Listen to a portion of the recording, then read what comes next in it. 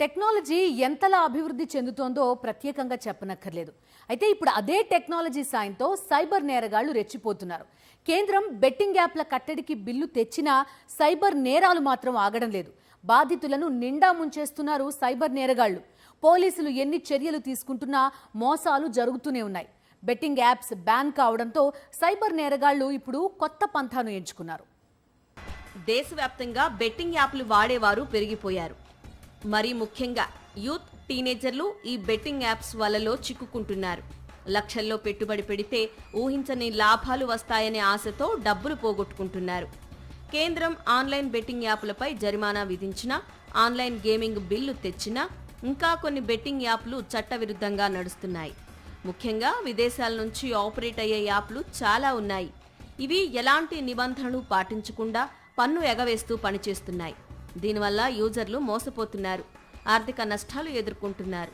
అంతేకాదు కొందరు సెలబ్రిటీలు, ఇన్ఫ్లుయెన్సర్లు ఇలాంటి యాప్లను ప్రమోట్ చేయడం వల్ల యువత ఈ యాప్ల వైపు ఆకర్షితమవుతోంది.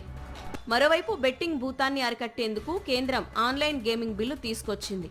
అటు ఆర్థిక మంత్రిత్వ శాఖ 357 చట్టవిరుద్ధ నిబంధనలు పాటించని ఆఫ్షోర్ వెబ్సైట్లను బ్లాక్ చేసింది.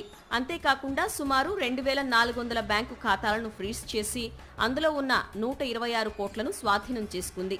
మరోవైపు డీజీజీఐ 700 ఆఫ్షోర్ ఆన్లైన్ గేమింగ్ ఆపరేటర్లపై పన్ను ఎగవేత, నిబంధనల ఉల్లంఘనలపై దర్యాప్తు చేస్తోంది.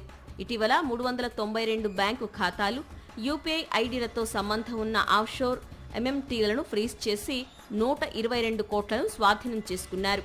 అయితే 2022 నుంచి 2025 ఫిబ్రవరి వరకు ప్రభుత్వం 1400కి పైగా బెట్టింగ్ గ్యాంబ్లింగ్ వెబ్సైట్లు, యాప్లను బ్లాక్ చేసింది. అయితే కేంద్రం ఎన్ని చర్యలు తీసుకుంటున్నా బెట్టింగ్ యాప్స్ నిర్వాహకులు మాత్రం వాటికి తూట్లు పొడిచేలా థర్డ్ పార్టీ యాప్స్ ద్వారా బెట్టింగ్ నిర్వహిస్తున్నారు. తెలంగాణలో బెట్టింగ్ యాప్ నిషేధం ఉండడంతో ఫేక్ లొకేషన్తో థర్డ్ పార్టీ బెట్టింగ్ యాప్స్ నిర్వహిస్తున్నారు. ఎక్కువ మొత్తంలో గేమింగ్లో పెట్టుబడి పెట్టేలా ఆఫర్లు ఇస్తున్నారు. డబ్బులు ఎక్కువగా వస్తాయనే ఆశతో బాధితులు అందులో పెట్టుబడి పెడుతున్నారు. అలా పెట్టగానే ఆ డబ్బులు బ్లాక్ చేసి విత్డ్రా కాకుండా చేస్తూ మోసాలకు పాల్పడుతున్నారు సైబర్ నేరస్తులు. బెట్టింగ్ యాప్లను నమ్మి డబ్బులు పెట్టొద్దని హెచ్చరిస్తున్నారు సైబర్ క్రైమ్ పోలీసులు. మొదట లాభాలు చూపించి ఆ తర్వాత మోసాలకు పాల్పడతారని పోలీసులు సూచిస్తున్నారు. Fake locations, third party apps వాడుతున్నారని, అవి ఫోన్లో ఉన్న అంతా డేటాను రిసీవ్ చేసుకుని ఇతర మోసాలకు పాల్పడే అవకాశం ఉందంటున్నారు పోలీసులు. హార్మ్ఫుల్ యాప్లు వాడడం మంచిది కాదని సూచిస్తున్నారు. ఎలాంటి మోసాలు జరిగినా వెంటనే సైబర్ క్రైమ్ పోలీసులకు ఫిర్యాదు చేయొచ్చని సూచిస్తున్నారు. 1930 టోల్ ఫ్రీ నంబర్ లేదా సోషల్ మీడియా హ్యాండిల్స్ లేదా నేరుగా సైబర్ క్రైమ్ పోలీస్ స్టేషన్లో ఫిర్యాదు చేయాలంటున్నారు సైబర్ క్రైమ్ పోలీసులు.